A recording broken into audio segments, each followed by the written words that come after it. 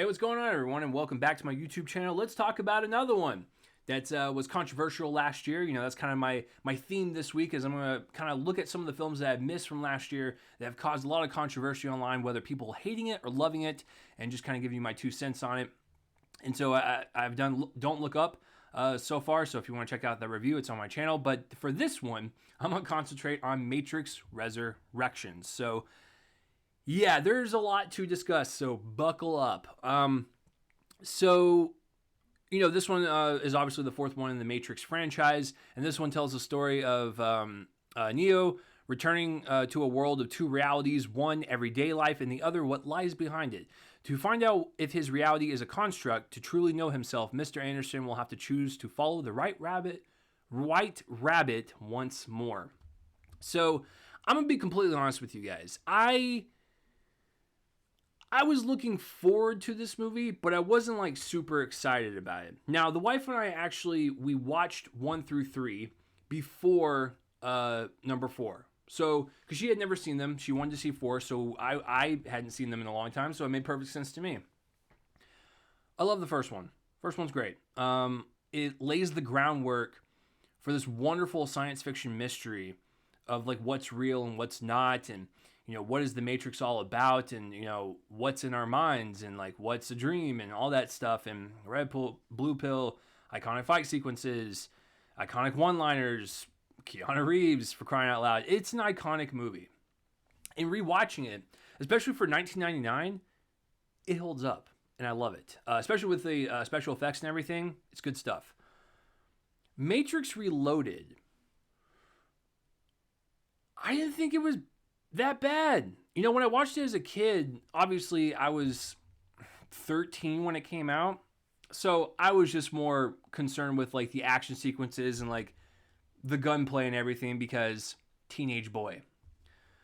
And I still think that car sequence in the middle of the movie is one of the more outstanding things I have ever seen as a kid. I was blown away by that whole sequence. But I really wanted to concentrate on like the ideas that were presented and how it kind of like elevated the first one and where it was going to take the story and laying the groundwork for the conclusion, which is, you know, Revolutions. Besides them introducing, I think, a little too many subplots, Reloaded, I didn't think was that bad. I kind of liked it. I was just like, hey, listen, is it going to match the first one? No, it never will. But for a follow-up, it was not that bad. And it was like laying the groundwork to something epic, which is the war against the humans and the machines. And I was here for it. I was like, cool. Reloaded, I think, holds up. Then we get to Matrix Revolutions.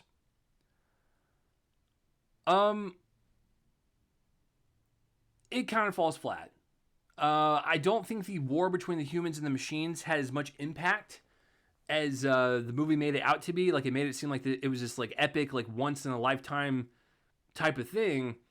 It just was just cannon fodder happening for like an hour with people dying that we didn't really care about and introducing new people. And it seemed like they were just trying to rush something to conclude the story as fast as possible. And I really didn't.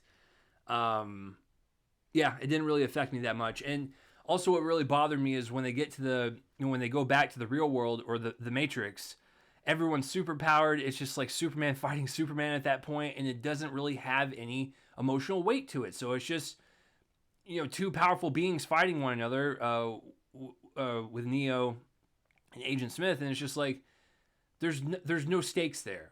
And so there's no reason to care. And so and then by the end of it, it's just like, okay. So it definitely loses a lot of momentum. A lot of the air is popped out of the tire when you get to the 3rd one. But overall, as a collective, besides some of my issues with the 3rd one and some minor issues with the 2nd one, it's honestly not a bad trilogy overall. So that's just what I was thinking of it on a rewatch, and I was surprised. So going into the 4th one, I didn't know what to expect because the 3rd one kind of left a sour taste in your mouth, and it's just like, well, where are they going to go with it? I had to watch it twice. And I did that for you guys. First time, full disclosure, had some drinks beforehand. I can typically watch movies and have a few drinks. I didn't get sick. I didn't fall asleep. I was very uncomfortable in the theater that I was at. It was super hot in there. And so, like, I was wearing pants and, like, a jacket, and, like, I was sweating, and, like, I was just getting anxious. And, of course, when you have a couple of drinks, it doesn't help. So, that was, like, the first time in a while where I actually had to step out of the theater and, like, just get some air. I was like, wow, it was extremely hot in there for no reason. But, yeah, I saw, like, I'd say, like, 85% of it. And then by the end of it, I didn't care. I was so angry in the mood that I was in. I was like, I didn't even want to think about it. And that's why I didn't really review it for you guys right away, because I was like, it's not fair. It's not fair to you to do that. So I was like, if I'm going to actually review this on my channel, I have to watch it again. I just have to. I have to give it a fair shot. So first time I watched it in the theaters. Second time I watched it at home on HBO Max. The second time, watching it from start to finish, I've concluded that The Matrix Resurrections is fine. I don't think it's worth the controversy or anyone to get upset about online. Like, I know there's people that vehemently hate it, people that absolutely love it. Wonderful. I'm glad you found something in it. For me, I thought it was just okay. Now, there was a lot of things I really liked about it, and a lot of things that were just kind of so-so, and it felt like a setup for another potential trilogy. Didn't really feel like a complete story. It just felt like a wonderful first step into a new trilogy story. So some of the things I liked, I liked seeing everyone come back. Keanu Reeves, Carrie-Anne Moss, I love their chemistry. I love just them in action. I love just them in this world. They are the Matrix, and I really appreciate that. The newcomers are also, I think, good. Yahya Abdul-Mateen II. He plays young Morpheus. I love that man's charisma. He can charm anyone in a room, and I think this is just another example of that. Him being a young Morpheus, really fun to see. Jessica Hardwick, I believe that's her name. She comes from the Iron Fist series. She was a nice little addition. I liked all the characters that were introduced. I had no problem with that. Jonathan Groff, one of my favorites. He pops up in this. Neil Patrick Harris, he's fine for the amount that he's in. But yeah, I like the freshness that the series brought, while also, talking about going back into the Matrix and rebooting itself, and having this commentary on reboots in general. Which, by the way, Matrix Resurrections, I'm not going to take credit for this because I saw it on Twitter, but you should have called it Matrix Rebooted. It makes sense for the commentary that you're trying to say on Hollywood reboots, and also it's a computer. It's makes sense to me. Matrix Rebooted would have been perfect. That's a little nitpick, but yeah, I liked the characters that were introduced, new and old. I like the world that it sets up as usual. I think Lana Wachowski, the Wachowskis, they set up this world, and I think they did a pretty good job in this one, kind of recapturing that Matrix magic and making you feel like you're transported to two different worlds. The special effects are also outstanding, breathtaking even sometimes. And once again, it's like they never left. They never left that visual eye that they have for the Matrix, and making this wonderful combination of slow-mo and kung fu and hyperactive action sequences. It's its own unique thing. And so I think, once again, capturing that kind of magic, I think they did that beautifully.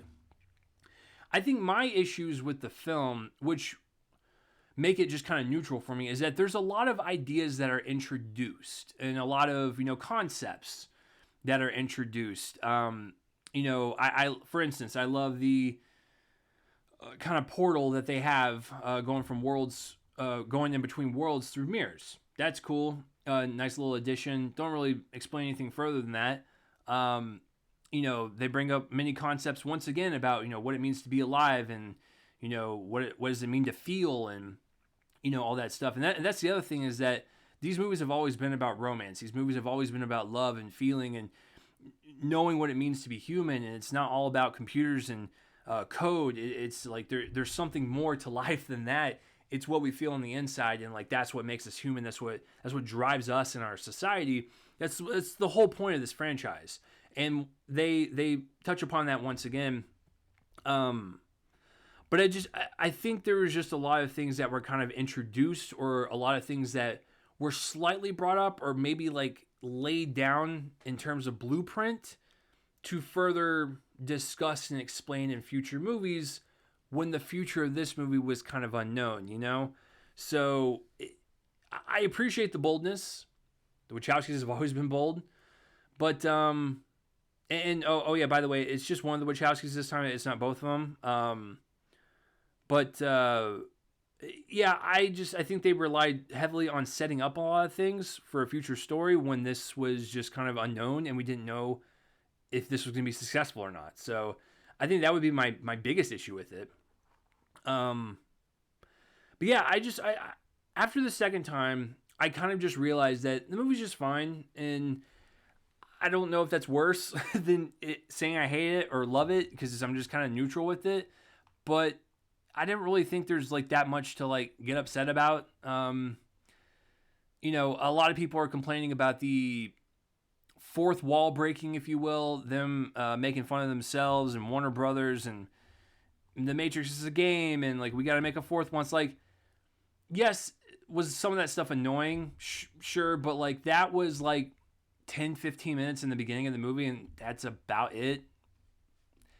Once again, it's not really like enough to like get upset about.